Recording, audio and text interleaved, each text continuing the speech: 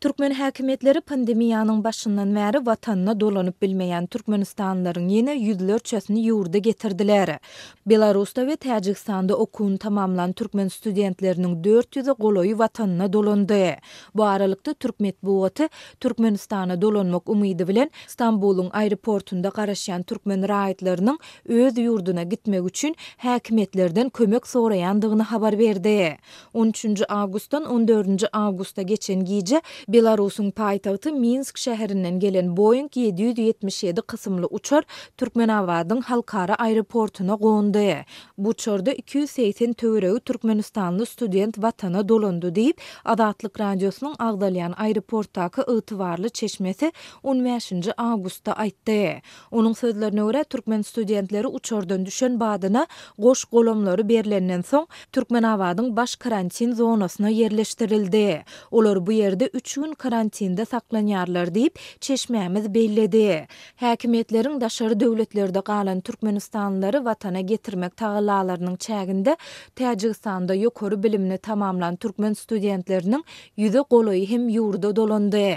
Bu studentler 13 awgustdan 14 awgustda geçiren gece saat 2 töwereklerine Türkmenistana geldiler. Awtobusda Täjikistanyň ýoly düşen türkmen studentleri Özbegistanyň üstü bilen Farab gümrükhanasyna geldiler.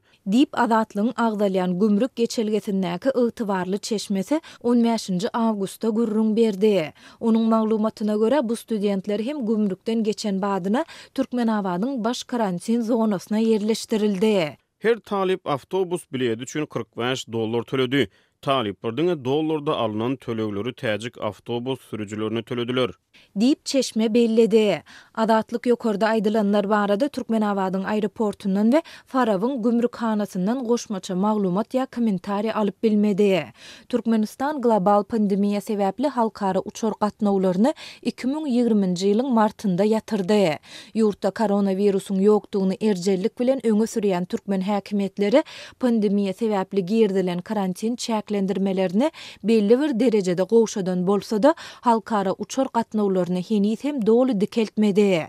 Türkmenistan avia kompaniýasy 30 maýdan Dubaýa, Ýunandan Kazana we iýuldan Moskwa uğurlary boýunça dowamly uçar gatnawlaryny dikeltdi. Ýöne häkimetler beýleki ýurtlara, hususan da türkmenleriň has köpdigi aýdylýan Türkiýe uğuru boýunça adaty uçar gatnawlaryny henüzem ýola goýmady.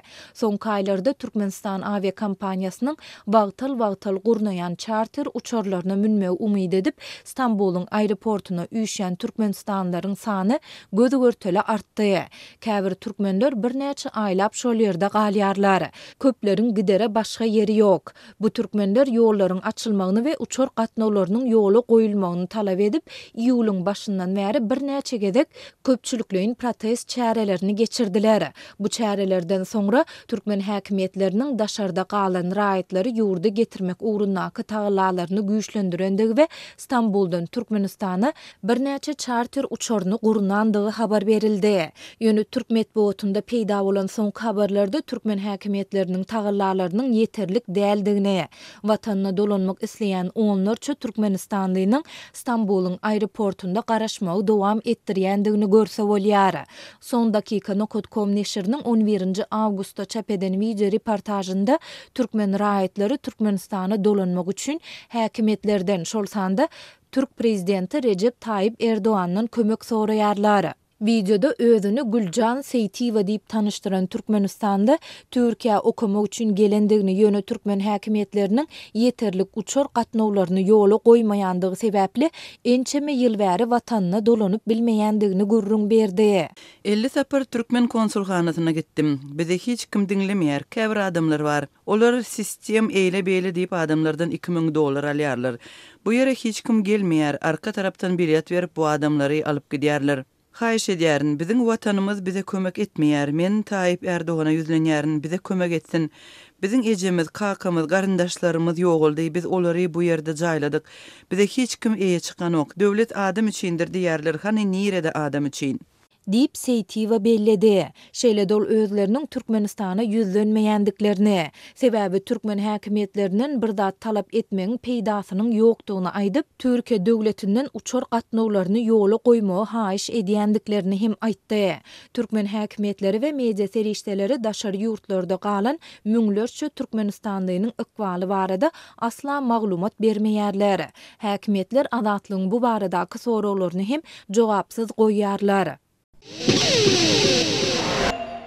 Ýanygyja way Türkmenistanyň Balkan welaýatyna geçen hepdeniň ahyryna hafta benziniň gytçylygy emele geldi. Sewitdäki ýanygy suýuju beketler her bir awtolog üçin benziniň möçberini 10-20 litr aralygyna çäklendirip başlady. Munyň ýa-da öz başlyk benzin sewdasy bilen meşgullanýan taraplar ýanygyjyň gara bazary peýda bolýar. Şol bir wagtda Sewitdäki şäherary we Sewitara taksileriň bahasy gymmatlaýar. Bular barada Azatlyk radiosynyň habarçysy Sewitden habar berýär. Geçen hepdeniň ahyrlaryna ýene benzin gytçylygy emele geldi. Indi ýanygy suýuju beketlerde her bir awtology 10-20 litrden artykmaç benzin bermeýärler. Bu bolsa Türkmenmaş Aşgabat aralygyna gatnaýan taksileriň hasy azalmagyna we hususy öýlerde gymmat bahadan benzin satýan adamlaryň peýda bolmagyna getirdi diýip Azatlyk radiosynyň habarçysy yerli ýaşaýjylara salgylanyp habar berýär. Sewitde benzin gytçylygynyň ýüze çykmagy bilen peýda bolýan özbaşlyk ýanygyş sewdasy benziniň gara bazary 1 litr benzin üçin 4 manat baha kesgitleýär. Türkmenistana 1 litr benziniň resmi bahasy 2018-nji ýylyň fevralyndan bäri 1,5 manatdan saklanyp galýar. Ýanygy suýuju beketlerde benzin gytçylygynyň emele gelmegi bilen uly ýoly goly öýlerde 1 litr 4 manatdan benzini sewdasyny edýän adamlar peýda bolup diýip Sewit ýaşaýjysy Azatlyk radiosynyň habarçysyna gurrun berdi. Azatlyk radiosynyň habarçysy ýanygy gytçylygynyň Sewitara taksileriň azalmagyna we içerki şäherary taksileriň bahalarynyň gymmatlamagyna getirenligini habar berýär. Onuň maglumatlaryna görä käbir etraplaryň arasyna gatnaýan taksiler 170 götürme, Sewitara taksiler 60 götürmeçeni gymmatlady. Mysal üçin Serdar Bereket aralygyna ozal 50 manatlyk taksiler häzir 135 manatda gatnap başlady. Türkmenmaş Aşgabat aralygyna gatnaýan taksiler 500 manatdan 800 manatda çenli gymmatlady diýip yerli ýaşaýjy Azatlyk radiosynyň habarçysyna gurrun berdi. Türkmenistan emele gelen benzin gytçylygy dünýäde energiýa bahalarynaky durnuksuzlygyň dowam edýän wagtlaryna gawat gelýär. Bu aralykda hökümetçi türkmen neşirleri awtolog ýanygyjynyň eksporty barada habar berýär. Türkmen portal.com özbek medeniýetine salgylanyp 2022-nji ýylyň 1-nji ýarymyna Türkmenistanyň goňşy Özbekistana 11,17 million litr benzin eksport edenligini habar berýär. Munyň bilen Türkmenistan Özbekistana benzin eksport etmekde Russiýadan soň ikinji orunda gelýär. Neftgaz neşri Türkmenistanyň döwlet haryçy mal birjasyna salgylanyp awgustyň 1-nji hepdesinde Türkiýanyň we Awganystanyň işgörleriniň Türkmenmaşdaky nefti gaýtadan işleýän zawodlar toplumyna öndürilen awto benzini we Seýdiniň nefti gaýtadan işleýän zawodyna öndürilen dizel ýanygyjyny satyn alanyklaryny habar berýär. Ýöne sewda geleşikleriniň möçberini aýdyňlaşdyrmaýar. Türkmenistan ýanygyş serişdelerine baý döwlet bolup British Petroleum'un 2021-nji ýyl boýunça çap eden hasabatyna görä ýurdun 600 milyon barrele barabar suud edilen nevit gorlary var. Azatlyk radiosynyň habarçylary Balkana dören benzin gytçylygynyň ýüklöwleriniň we köpçülikliň transport serişdeleriniň hem işine täsir edenligini habar berýär. Benzin gytçylygy sebäpli Balkan awatda ýüklöwleri we awtobuslar garajlardan çykarylmaýar. İşçiler näwelli möhlet üçin iş ruhsatyna çykaryldy. Dizel hem ýok. Balkanyň resmileri ätýaşdaky ýanygyjyň ýetip gelýän paýty möhsüne berilejekdigini, ýanygyjyň indi tygyşytly unulmalydygyny we benzin zawodyna 1 ýyldan gowrak wagtyň dowamyna awatda işleriniň geçiriljekdigini aýdýarlar diýip Azatlyk radiosynyň çeşmesi 15-nji awgustda gurrun berdi. Mundan ozal Azatlygyň habarçylary ýylyň ortalaryna Balkana benzin gytçylygynyň emele gelenligini habar berdiler. Global Petrol Prices.com neşrine görä Türkmenistan benziniň iň ardan resmi bahasy boýunça dünýäde Nigeriýadan soň 8-nji orunda gelýär. Bütün Dünya Bankynyň maglumatlaryna görä 2008-2014-nji ýylar aralygynda Türkmenistanda 1 litr benziniň bahasy 80 tenge töwereklaryna saklanyp galdy. 2016-njy ýylda 1 litr benzin 1 manada ýokarlandy. 2018-nji ýylda bu baha 1,5 manada çykdy. 4 manatdan satylýan 1 litr benziniň Balkandaky gara bazar bahasy dollaryň resmi kursy boýunça 1,14 dollar. Valyutanyň gara bazar narxy boýunça 20-25 sent töwereklaryna bolýar. 11 Awgust Aşgabatyň Türkmenistan konsert zalynda geçirilen çärede Sowet döwründe döredilen meşhur filmlerden we türkmen kinosynyň klassikasyna öwrilen kartinalardan aýdym saatlar ýerine ýetirildi. Azatlyk radiosynyň habarçysy Aşgabatdan şeýle habar berýär. Tomoşaçylar Tahir Ataýewiň orkestriniň kamera motor Sowet filmleriniň aýdym saatlary konsertine sabyrsyzlyk bilen garaşyp öz bolşly ideýalary we garaşylmadyk pursatlary hem ilhamly çykyşlara tamakin bardylar. Bu adatda aksiýaly birege ilham berýän sadandalar toporunyň ägirt uly eseri boldy. Adamlar ak-gara renkli bileti satyn alan pursatyndan başlap döredijilik keýpine eýe bolupdy. Bu gezek orkestriň ýanan sadandalary bir wagtyň modasyna görä tikilen ak nokatly gyzyl köýnekleri giyindiler. Olaryň saçlarynda ak lentalar bardy. Erkek sadandalar adaty ak-gara eşikledi. Konsertte edilen her bir çykyş filmden alınan video pursatlar bilen bilelikde ýerine ýetirildi. Andrei Petrowyň sady Avtologdan äga bolan filminden video klip bilen bilelikde ýerine ýetirildi. Çykyşlaryň köpüsini orkestr ýerine ýetirdi. Ýöne filmlerden aýdymlaram ýanglandy. Solistler bolup Selvi Anna Durdeýewa we Begenç Muşeýew çykyş etdiler. Dip habarçymyz konsert baradaky maglumatyny dowam etdirýär. Türkmen filmleriniň aýdym saatlary aýratyn gyzyklanma döretdi.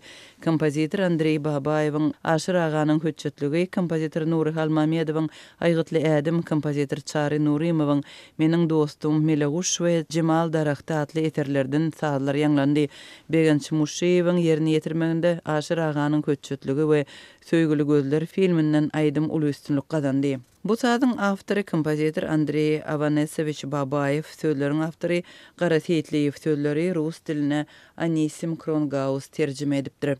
Filmden görkezülen bölekler ak-gara renkli bolsa da tomoşaçylarda nostalgiýa duýgusyny döretdi we şäheriň köne görküni ýaşyl hem kölegoli baglaryny küýsedip ýada saldy. Dip habarçymyz şeýle gurrun berýär. Beýik sadanda Nury Halmamedowyň Aýgytly ädim we Ajy Iqbal filmlerindäki eserleri Muşeýkowyň we orkestriň ajaýyp çykyşynda ustatlyk bilen ýerine ýetirildi. Bu konsertiň barşynda ýeketäk dramatik ýöne owadan pursat boldy. Konsertde Kavkaz ýesiri Ivan Vasiliewicz Kärni ütködýär. Sannikov ülkesi 31 iyun atly filmlerden Aleksandr Zatsepin'in saatları ýanglandy. Mikhail Taraberdiýewiň Baharyň 17 pursady filminden saat, Evgeniy Doganyň Mehirli we Mulayim Haýwan, Vladimir Dashkeviçiň Gyş üljeleri atly kartinalaryndan saatlar hem ýerine ýetirildi. Evgeniy Krylatowyň Elektroniyanyň başdan geçirmeleri filmindäki ganatly heňillik aýdymynyň ýerine ýetirilen wagtynda konsertde garaşylmadyk bir pursat boldy. Gyzyl galstukly we şapkaly pionierler topory sahna çykdy we tomoşaçylaryň şowhunly el çarpyşmagyny hem şatlykly gülkülerini gazandy. Soňgulsa Bajaty Tahir Ataýewiň görkezmesi bilen olar iki hatara düzüldi. Aýdym ýerine ýetirilenden soň birinji hatardaky çağalar tomoşaçylara egilip minnetdarlyk bildirdi. Şonda olaryň eserden we öz bolşly eden hereketleri köp tomoşaçylary güldürdi.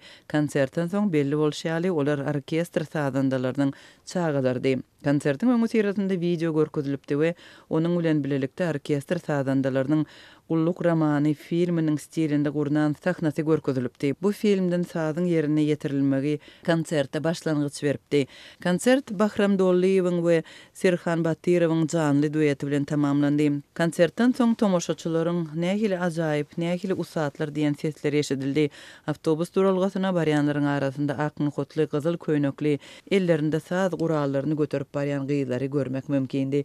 Bu çäre hem tomoşaçylar hem sadandalar üçin durmuş ajaýyp bir pursady boldy diýip Aşgabatdaky habarçymyz 11 awgustda geçirilen konsert barada özünde galan täsirleri paýlaşdy. Mary welaýatynyň Mary şäheriniň köçelerinde polisiýa gödökçiligi güýçlendi. Polisiýanyň ýol gödökçiligi gullugynyň işgärleri köçelerde topor bolup durup, ýoldan geçýän ulaglar saklaýarlar we sürüjilere köpçülikleýin jerime ýazýarlar. Bu barada Azatlyk radiosynyň habarçysy Sebitden maglumat berdi.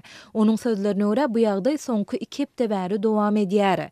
Polisiýa işgärleri ýerden sagat 7:09 we giýişlik sagat 6:30 aralygynda köçelere gözegçiligi güýçlendirýärler. Her köçede ýol polisiýasynyň işgärleriniň 5-6 bolup durandygyny görse bolýar. Olar her geçen ulow saklaýarlar we ilki sürüjüleriň resmi namalaryny, gurotlyk we ynanç hatlaryny barlaýarlar. Sürüjüleriň resmi namalary düzü bolsa, bahany gözläp başlaýarlar. Bularyň çäginde ulowda goşmaça enjamyň bardygy, ulow ruhsat berilen tizlikden has ýokary dolandyrandygy, ulowdaky aýdym sazyň sesiniň daşyna çykýandygy we ulowda radio dinlärýäli antennanyň goýulandygy ýaly bahanalar bar. Saklanan sürüjüleriň tas ählisine bu bahanalar esasında dürli möçörde jerime salynýar we olaryň ulowlary polisiýanyň jerime duralgysyna alınıp gidilýär diýip bu ýagdaýlary başdan geçiren marly sürüjüleriň biri 15-nji awgustda gürrüň berdi. Marly başga bir sürüjü polisiýanyň öz ulowunyň renkinden bahana tapandygyny aýdyp, özüniň muňa yssyk howa sebäpli günüň ýiti şöhlesiniň sebäp bolandygyny düşündirmäge synanşandygyny, ýönüminiň netijesiz bolandygyny gürrüň berdi. Olar maňa awtologyň ýokarysyndaky renk solupdyr diýdiler. Men olara tomus aýlarynda şeýle bolýanlygyny 4-5 müň sarp edip ulagy her 1-2 aýdan renklemäge mümkinçiligi ýokdugyny aýtdym. Olar bize ýokardan berilen buyruk şeýle diýmek bilen çäklendiler. Diýip sürüjü belledi. Habarçymyzyň maglumatlaryna görä sürüjüler öz ulowlaryny polisiýanyň awtoduralgysyndan çykarmak üçin diňe jerimäni tölemeli bolmaýarlar. Eýse olar ýol polisiýasyna para hem bermeli bolýarlar. Para bermedik sürüjüleriň ulowlary ençeme günläp hatda hepdelep polisiýanyň awtoduralgysynda saklanýar. Polisiýa işgärleri jerimäni tölen sürüjüleriň ulowlarynyň näme üçin desine ýygyna berilmeýändigini düşündirmeýärler. Men ýerden saklanan ulawmy giýişlik ýetdi ýygyna çykarmak üçin 600 manat para bermeli boldum. Diýip başga bir marly sürüjü başdan geçiren ýagdaýlaryny anonimlik şertinde gürrüň berdi. Habarçymyz häkimetleriň bu çäresi bilen baglykda polisiýanyň awtoduralgysynda ulawlaryň sanynyň göz görteli köpelendigini hem belleýär. Duralgyda her hili ýagdaýa duş gelse bolýar. Köp adam hojalagy bilen bile jerime duralgysyna barýar. Bu ýerde elleri çağıly aýallar hem göze iýilýär diýip marly sürüjü aýtdy. Marynyň häkimetleri we yerli medeniýet serişdeleri Sewitin köçelerinde polisiýa gözegçiliginiň güýçlendirilmegi we onuň sebäpleri barada açyk-çan habar bermeýärler. Adatlyň bu barada Marynyň ýol polisiýasyndan kommentari almak synanşyklary hem başa barmady. Ýöne habarçymyz bilen söhbetdeş bolan ulow eýeleri häkimetleriň bu çäresini halky talamagyň nowatdaky tapgyry diýip häsiýetlendirýärler. Soňky aýlarda Türkmenistanda häkimetler köçelerde polisiýa gözegçiligini güýçlendirdiler.